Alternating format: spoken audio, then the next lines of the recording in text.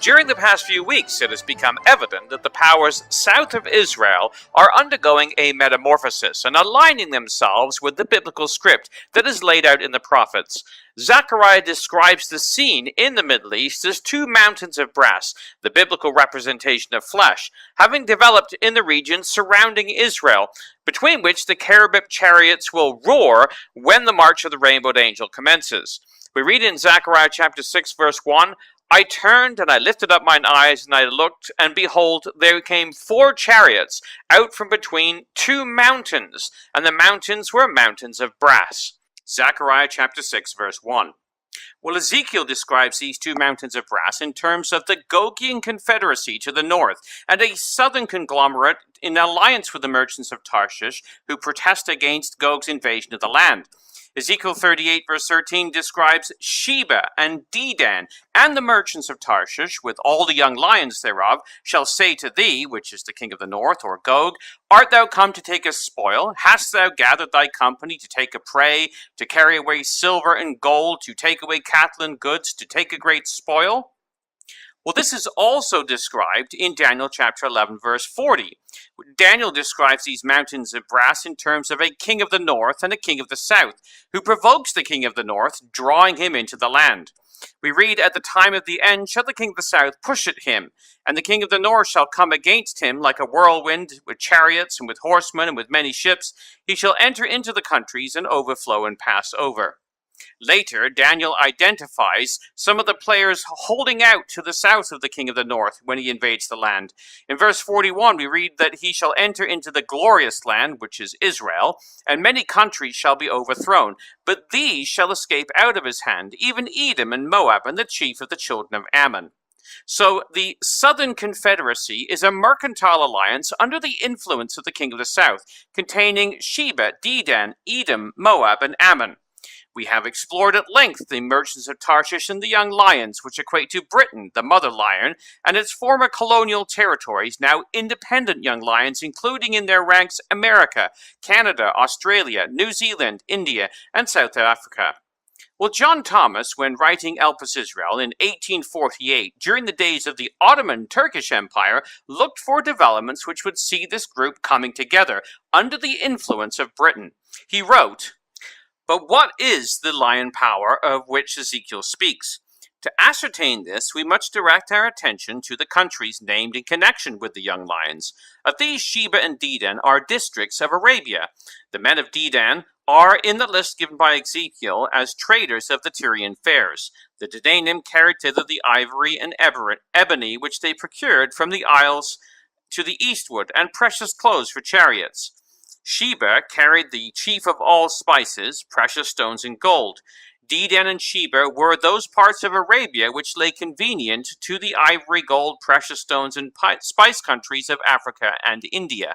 The Sultan of Muscat now rules the countries of Dedan, while the British have planted their standard on the soil of Sheba at Aden, the Gibraltar of the Red Sea, and key of Egypt. The British power is the lion power of Sheba. That was written Elpis Israel, 1848, page 467. Well, John Thomas correctly predicted the demise of the Ottoman Turk Empire and the occupation of the region by Britain, which occurred 70 years after he wrote and 100 years ago from our time in December of 1917.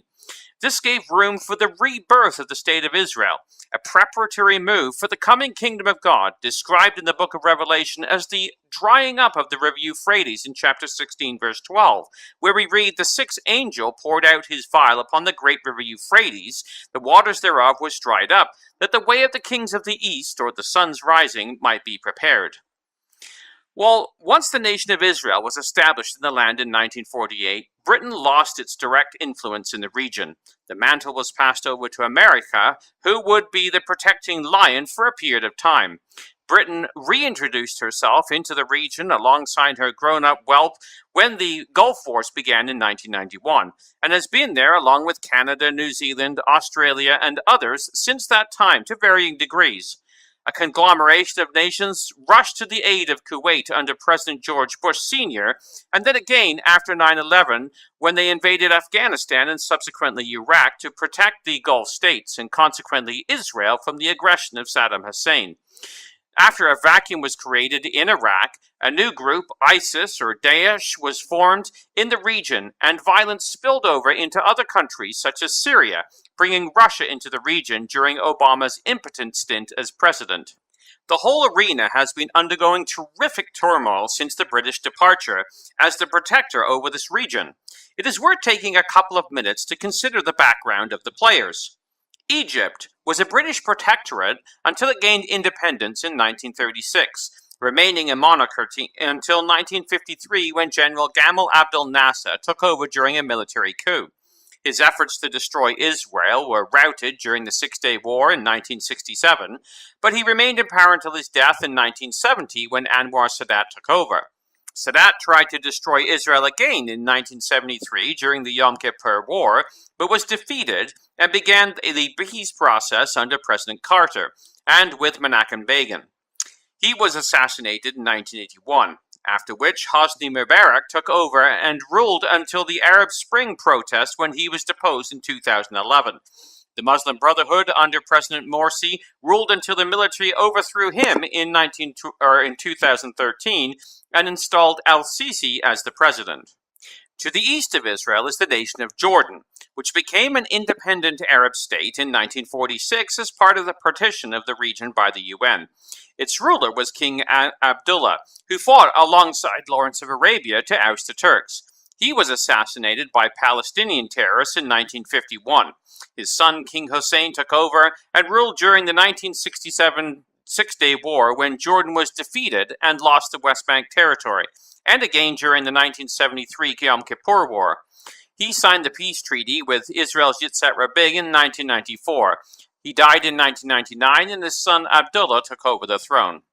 Saudi Arabia is to the south of Israel.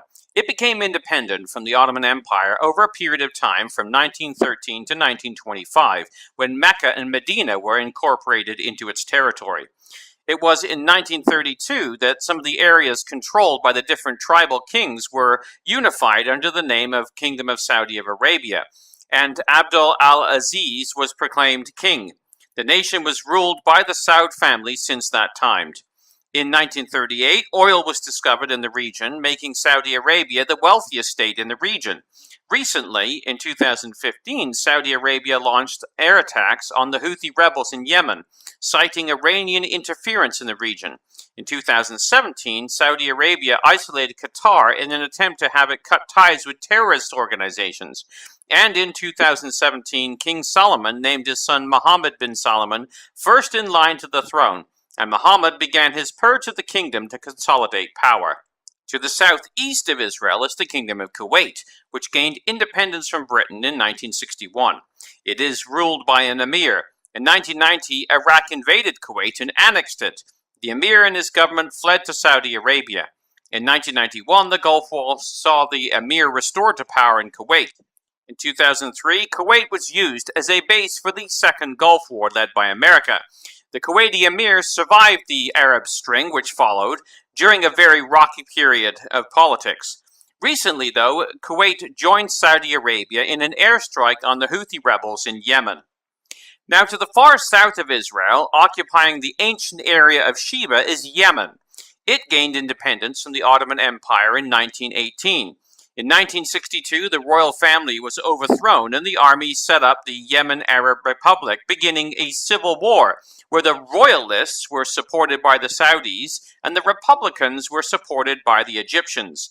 South Yemen gained independence from the north in 1967 when the People's Republic of Yemen was formed, but Marxists took over it in 1969, putting Yemen into the influence of the Soviet bloc.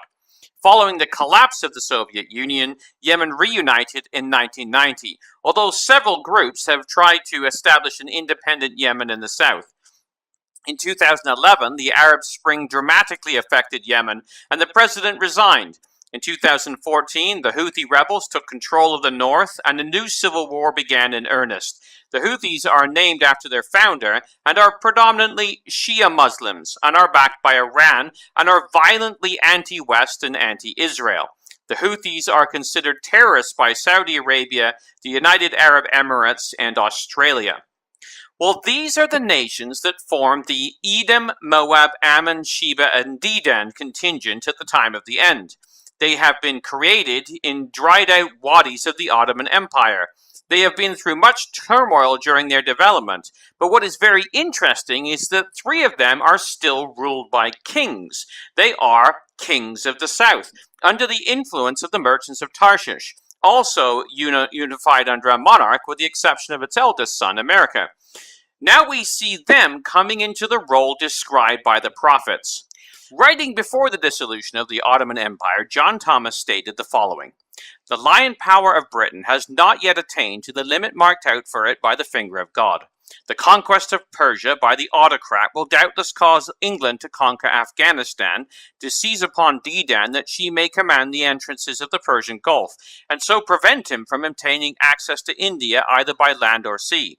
Possessing Persia and Mesopotamia, the apprehension of his pushing still further south, and perhaps establishing himself in the northeastern coast of the Red Sea, and so taking them in the rear or gaining access to India by the Straits of Bab el-Mandeb, will also be a powerful motive for the merchants of Tarshish and its young lions to take possession of all the coasts of the Gulf of Persia to the Straits, and thence to Suez, which the lion power will not only become the Sheba and Dedan, but also the Edom, Moab, and Ammon of the latter days. For in speaking of the events of these days, the prophets refer not to races or men, but to the powers on territories designated by the names of the people who anciently inhabited them. Thus, the prophecies concerning those countries in their latter-day developments have regard to the power to which they belong, and which, I have no doubt, will be the British, which together with the autocrats, through henceforth though always rival dominions, will endure until both powers shall be broken up by the Ancient of Days. Elpis Israel, 1848, page 469. Well, this we find fascinating. Although not directly ruling these areas, the Western influence has come for the exact reason as directed. Russia has gained hegemony over the areas of Iran, Syria, and Iraq. The Western Tarshish nations have shored up their influence in the south, along the coast of the Gulf of Persia to the Straits and thence to Suez, exactly the area John Thomas described. Well, during his presidency, Barack Obama reduced American influence in the Middle East significantly. His impotence with both Syria and Iran caused great consternation among Western allies such as Egypt, Saudi Arabia, and Jordan, who fear Iranian influence over the area. Egypt has been battling the fundamentalist Muslims in Sinai after overthrowing the Muslim Brotherhood. Saudi Arabia has been engaged in war with the Iranian-backed Houthis in northeastern Yemen on Saudi's southern borders. The Christian Science Monitor ran an article under the headline, "Is this the Saudi Arabia we wanted?" which stated U.S. policymakers have long sought a more assertive Saudi Arabia, but there is a growing concern outside the White House about the ambitions and untested Saudi crown prince, who is increasingly confronting Iran. From the outset of his presidency, Donald Trump has signaled his intention to refashion the Middle East policy in a big way and to return Saudi Arabia, sidelined in President Obama's regional vision, to a preeminent spot in U.S. policy. Mr. Trump broke decades of presidential precedent by making Saudi Arabia the first foreign designation of his presidency. He has seemed to issue, through speeches and tweets, an American carte blanche to Saudi actions, both in the region, as the Saudis have ramped up efforts to counter Iran's rise, and domestically. Well, the result of Obama's step back, and then Trump's blank check, are being seen, as the article continues. Trump's unquestioning support and evident encouragement have unleashed the Saudis to do things we've long hoped for, namely to assert themselves in the region and take on more of their own security, says Aaron David Miller, Vice President for New Initiatives and Middle East Program Director at the Wilson Center in Washington. While This is in keeping with the picture painted by the scriptures, where the southern host is a force which offers protest, albeit without effect. Saudi Arabia is leaving behind the lame duck status and becoming a force in the region countering Iran. However, the article went on to lay out concerns some lawmakers have when it stated, "But now that the president has emboldened the prince to launch into these actions, what you're hearing increasingly is remorse about what we wished for," he adds. "No one knows where all this is heading, but it's pretty clear that it's not all the potential outcomes that are in our interest." Clearly, the White House, with the president in lead, is delighted with the Saudis' new assertiveness, particularly when it comes to efforts at countering Iran. But that unvarnished enthusiasm does not extend to either the State Department or the Pentagon, where support for Saudi actions are tinged with concerns about where what some see as adventurism could lead, and what could result in instability could cost the U.S. End quote. The problem? Well, the Saudis are pushing back at Iran, Syria, Lebanon, and by extension, Russia. They are sliding into the mold of the King of the South conglomerate who has been pushing at the northern powers since the Ottomans ruled the Middle East. The other area involving Saudi Arabia is Lebanon. The same Christian Science Monitor article stated, "Only days after Lebanese Prime Minister Hariri appeared suddenly in Riyadh and went on Saudi television to announce his resignation, reading a statement that accused Iran of meddling in Arab politics, Tillerson included Saudi Arabia in a stark warning to regional actors not to undertake actions that could threaten stability of Lebanon. The United States," he said, "cautions against any party using Lebanon as a venue for proxy conflicts in a manner contributing to instability in that country." That was a November 10th statement. State Department officials later confirmed that the Secretary indeed included Saudi Arabia in this warning. End quote. Well, the State Department has been at variance with the presidency on policy many times. The State Department attempted to stop the recognition of Israel by the U.S. ambassador to the UN in 1948 until President Truman called him directly and ordered him to do so. However, under Trump, things are changing, as the article points out. Sure, the Secretary of State has made a point to communicate his differences with some of what Saudis are doing, but the real question is, so what, says Mr. Miller, who has served as the Middle East policy advisor in both Republican and Democrat administrations. Does it really matter what Rex Tillerson says or does while the president and his son-in-law continue to demonstrate that they are in with the king and the MBS, both in terms of their anti-Iranian initiatives and their role in a grand peace plan, he says. Maybe in the old days of U.S. foreign policy, what the Secretary of State said and did mattered, he adds, but this is the new days, end quote.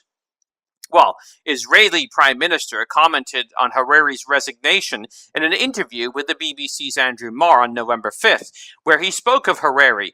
Resigning, he said, basically, that's because Hezbollah took over, which means Iran took over. And I think this is a wake-up call for everyone. It says that the Middle East is really experiencing. It's experiencing the attempt of Iran to conquer the Middle East, to dominate it, to subjugate it. And I think when the Israelis and Arabs, and it is all the Arabs and the Israelis, agree on this one thing, people should pay attention. We should stop this Iranian takeover for your interests. End quote. Well, what has been unifying influence for some of the key Arab states has been the actions of Iran. The same article, the Christian Science Monitor, stated that Mr. Miller underscores the reality that Saudi Arabia confronts on an increasingly worrisome security environment outside its borders. Some are among those legitimate security concerns, he adds, none surpasses the challenge of Iran's expanding influence and in particular, its evident success at fashioning Hezbollah into a formidable regional proxy. Pointing to the rocket attack this month on Riyadh's airport that the Saudis claim was carried out by Iran, and Hezbollah-backed Houthi rebels in neighboring Yemen, Miller says the establishment of ballistic missile capability on Saudi Arabia's border would be an ominous destabilizing factor in the region. It appears the Iranians are trying to turn Yemen's Houthis into the equivalent of what the Hezbollah represents to Israel's borders, Miller says. Of course, the Saudis want to figure out some way to prevent that from happening. Well, Reuters reported that the Saudi Arabia see Iran's involvement in Lebanon as a declaration of war. It stated just the other day, Saudi Arabia accused Lebanon on Monday of declaring war against it because of aggression by the Iran-backed Lebanese Shiite group Hezbollah, a dramatic escalation of a crisis threatening to destabilize the tiny Arab country. Lebanon has been thrust into the center of regional rivalry between Saudi Arabia and Iran since the Saudi-allied Lebanese politician Hariri quit as prime minister on Saturday, blaming Iran and Hezbollah in his resignation speech. Saudi Gulf Affairs Minister Al-Sabhan said the Lebanese government would be dealt with as a government declaring war on Saudi Arabia because of what he describes as aggression by Hezbollah. End quote. So, this week also saw revelations of greater military intelligence ties between Israel and Saudi Arabia battling this common enemy, Iran, through the proxy of Hezbollah. During his speech on the Balfour Declaration centenary dinner in the UK, where he spoke after British Prime Minister Theresa May, Netanyahu stated the following. Now there is good news. Alongside Egypt and Jordan, with whom we've already made peace, others in the Arab world are moving forward. They recognize that Israel is not their enemy, but their indispensable ally in fighting militant Islam. They view Israel as their partner for ensuring a peace and a future and security and prosperity. It's time that the Palestinians will embrace this approach too. And if they do, they will find in Israel and in me an enthusiastic partner for building a peaceful and prosperous future for both our peoples. It's within our reach. I think it's getting closer. Now, you doubt it. You don't really believe what I say, but you don't know everything that I know. And I'm not going to reveal it now. Many others around the world already recognize the benefits of peace and security and prosperity by cooperating with Israel. They seek to benefit from our intelligence prowess in fighting terrorism and our innovative technology in building their economies. People are always amazed at that, but you'd think that it would be obvious that if we liberated our economy, which we did, this is what happens. We untethered the genius and enterprise of our people to become a rising power on the world stage. Is the growing alliance between Saudi Arabia and Israel what he's hinting at? We wait to see. But there are hints. CNBC published an article entitled Growing Ties Between Saudis and Israelis Could Be an Ominous Sign, where it reported the winds of war in the Middle East, specifically pitting Iran against Saudi Arabia, are turning into a full-blown sandstorm. The latest evidence of this comes from a surprising source, an interview in a Saudi newspaper. No, a relatively short interview in an Arabic language paper in Riyadh isn't usually a big deal, but it is when it is an interview with the Chief of Staff of the Israeli Defense Forces, Lieutenant General Gadi. The interview alone is a big news. It's the first of its kind with an Israeli military official in the Saudi press. But it's what General Gadi said in the interview that really made history, and it made it clearer than ever that Saudi Arabia and Iran are marching ever closer to direct confrontation. End quote. Well, during the interview, General Gadi stated the following. With President Donald Trump, there is an opportunity for a new international alliance in the region and a major strategic plan to stop the Iranian threat. We are ready to share intelligence with Saudi Arabia if necessary. There are many common interests between us. Iran seeks to take control of the Middle East, creating a Shiite crescent from Lebanon to Iran, and then from the Gulf to the Red Sea. We must prevent this from happening." End quote. Well, the article continued, the creation of a once non-existent ties between Saudi Arabia and Israel has been widely reported, but never publicly confirmed by either government, ever since the Iranian nuclear deal was signed by the US and other key Western nations. Neither Israel nor Saudi Arabia has yet confirmed widespread reports in the Middle Eastern media that new Saudi Crown Prince Mohammed bin Salman recently secretly visited Israel in September. General Gaddi's very public interview in a governmental sanctioned newspaper is a relatively massive public admission of allegiance between former sworn enemies, end quote. Well, in Saudi Arabia, one would expect the religious extremists to put up a fight for this new alliance, except that while all this has been going on, the Crown Prince has been conducting a crackdown on extremists and a purge, as the article goes on to state. Crown Prince bin Salman recently, or apparently, isn't giving any quarter to the extremist old guard. In addition to plowing ahead in his hawkish stance against Iran, he's also cracking down on extremist clerics in the kingdom in a way that no Saudi leader has ever even tried. At the same time, the prince has been promoting clerics who speak tolerance for Judaism and Christianity. End quote. Well, the article points out the connection between all these events when it states there is a method and a correlation to all of this.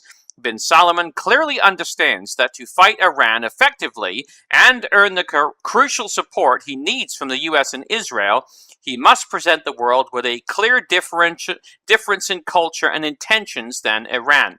If the Saudis continue to abandon the long-running race to lead the world in Islamic extremist and violent piety and show a willingness to recognize and respect Israel, that will be a stark enough difference for anyone to notice. And there is a time element here, as both Saudi Arabia and Israel are clearly seeing the current Trump administration in Washington as at least a silent partner in all of this. But they also know this can change, so the time to move is now. The priorities the Saudis are making make sense in a context of the more bitter and much longer-running Sunni-Shia war that's been going on and fits the start since the 632 AD. Hatred for the US and Israel may seem supreme in radical Islamist cultures, but the Sunni-Shia divide is worse and a lot older. And with the wars in Syria and Yemen showing no sign of slowing down, hostilities between the Sunni standard bearers in Riyadh and the Shia rulers in Tehran have never been more likely. In the past, Israel has always been a potential deal breaker for any coalition of Muslim countries engaged in an alliance with the US, as Saddam Hussein, for example, tried to destroy the coalition against him in the first Gulf War by launching Scud missiles at Tel Aviv in 1991. That effort failed, but it was one of the most serious challenges to the war. And President George H.W. Bush administration fought hard to keep Israel out of the war to preserve a loose Arab coalition against Iraq. Now, Saudi Arabia has gone many steps further than just hoping to keep Israel on the back burner. This newspaper interview is tantamount to openly flaunting a growing partnership against Iran. The Saudis, long the biggest bank in the Middle East and the controlling force behind OPEC, are making it clearer than ever that it's okay to partner with Israel. On its face, that's a peaceful and modernizing move. Hopefully, it will endure and yield dividends long beyond the current political climate. But as anyone who knows the history of the region will tell you, right now, the growing ties between the Saudis and the Israelis could be an ominous sign that war is coming. End quote. Oh yes, it is. The war is described in Ezekiel 38, Daniel 11, Joel 3, Zechariah 14, otherwise known as Armageddon. And we are witnessing all the pieces coming together and alliances being formed that, although required by Scripture, would have seemed impossible a few years ago. The angels have been at work preparing the nations, and so we too must prepare ourselves. So we look with excitement at the events that herald the return of Messiah, who will ultimately defeat the Russian Confederacy on the mountains of Israel. When this happens, the nations we are discussing today will submit to the rule of Messiah, as is described in the Psalms. Psalm 72, verses 10 to 11. The kings of Tarshish and of the isle shall bring presents. The kings of Sheba and Seba shall offer gifts. Yea, all kings shall fall down before him. All nations shall serve him. And again, the prophecy of Isaiah. The abundance of the sea shall be converted unto thee. The forces of the Gentiles shall come unto thee. Multitudes of camels shall come up, cover thee. Dromedaries of Egypt and Ephah. All day of Sheba shall come. All day shall bring gold and incense, and they shall show forth praises of Yahweh. All the flocks of Kedar shall be gathered together unto thee. The rams of Nebaioth shall minister unto thee. Thou shalt come up with acceptance upon mine altar, and I will glorify the house of my glory. Isaiah 60, verses 5 to 7. We look forward to that day, and we are witnessing a glimpse of the preparation in the events forming today. We long for the day, following the trials of the invasion, when the kingdom will be established with great excitement. For the Bible in the News, this has been Jonathan Bowen joining you.